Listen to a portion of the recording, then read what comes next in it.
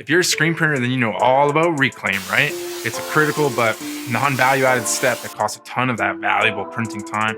And today I'm going to talk about one of my favorite time-tested upgrades, and that's dip tank. It's one of the best investments I think a small shop can make. And in this video, I'm going to tell you why.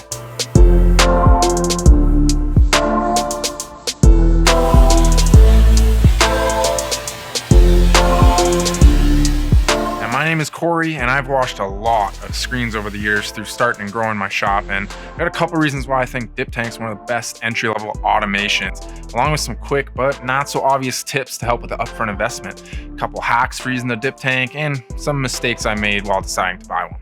All right, let's go straight into it. First things first, get an actual dip tank and not a garbage bin or some other container. It's not something you want emptying out into your shop, especially on the 4th floor of a 100-year-old building like we're in.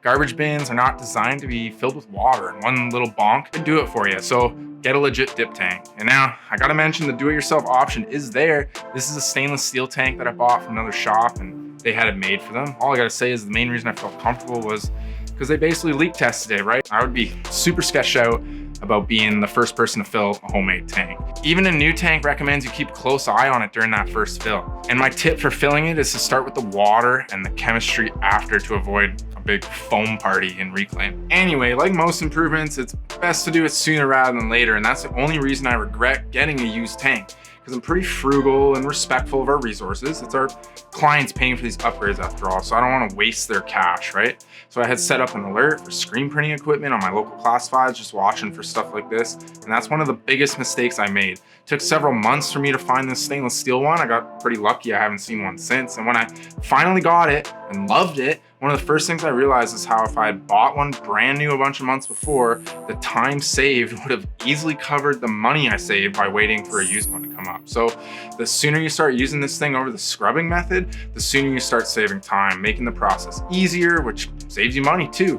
Plus, if you use it right, you should save on consumables as well. But cash is king, and if you think the tank itself is expensive compared to a garbage can, then I know where your head's going about the cost of filling it with chemistry for the first time. So let's go over to our clean sink, and I'll suggest a little workaround. But first, let me work around to today's sponsor, and stay tuned at the end of the video for a message about endorsements on this channel. Yes, you heard that right. I want to say thank you to Screenprint Direct for sponsoring this video about dip tanks. Besides that generosity, they were super patient because it has taken me a while to put this together. And I'm stoked because Screenprint Direct just wanted to help promote a method that is safer, simpler, and faster for print shops. It really does support our community of businesses that want to work smarter and not harder. So make sure to check them out. Their dip tank works, but more importantly, it's really them to thank for me being able to take time and share this stuff in a transparent way that focus on the why rather than just unboxing some equipment and loving it. So shout out to Screenprint Direct, and let's get to the goods here. Okay, so we're here at the clean sink, which is such a nice luxury for making screens, but the reason I brought the camera over here was to show the dip tank, right? Notice this is a real dip tank, not a homemade one like at the dirty sink. And when we first got the dip tank for reclaim over there, I was kind of annoyed in the sense I wish I had done it sooner. I had the exact same feeling when we got the dip tank over here at the clean sink, but different and worse, because this literally just has water in it. That's it. When the screen's done being exposed, it goes into this tank to loosen up the emulsion before hitting it with the pressure washer. And this eliminates the whole entire process of soaking the screen with a hose to loosen the emulsion. I don't even want to think about how much time I wasted holding a hose up. And so here we have this breakthrough technology that allows the screen to sit in water without a human holding the hose.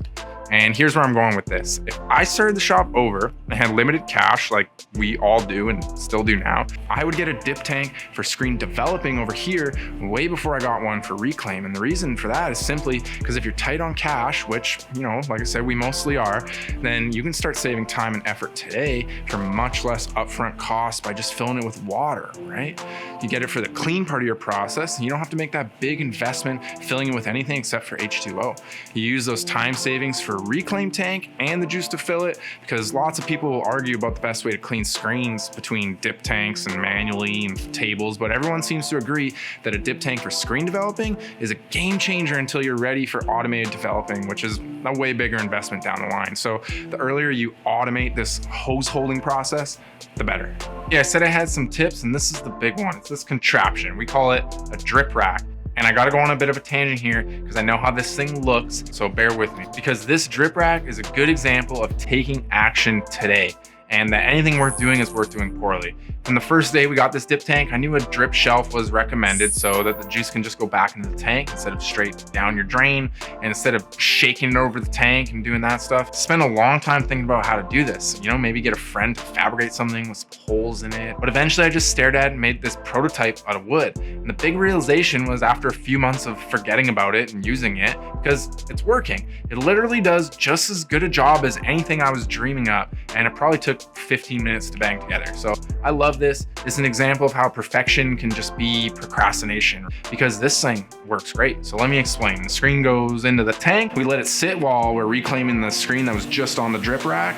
And the best part about this is that the chemistry, it continues to work while the screen is up here dripping. And the worst thing you can do with a dip tank is leave the screen in the tank too long, because that emulsion will come off and settle to the bottom, but the tank will still work to break it down, which kills your tank faster. So this drip rack flow helps us keep more of a dip going than a soak, because remember, it's a dip tank, not a soak tank. I think it helps to not waste any solution too, just by not having to change the entire tank as often. So we've been refilling ours for way longer than the manufacturer's suggested changeover, and that's just less time fussing with the tank, more time printing shirts. Another little tip is to understand that the rate of the chemical reaction is not only affected by the ratio of the water to the chemical, but by the temperature as well. If your shop's cold, the dip tank solution will be less effective. So a quick tip that applies to a lot of shops is just to get it off the cold floor, off the ground with some bricks or 2x4, something simple like that.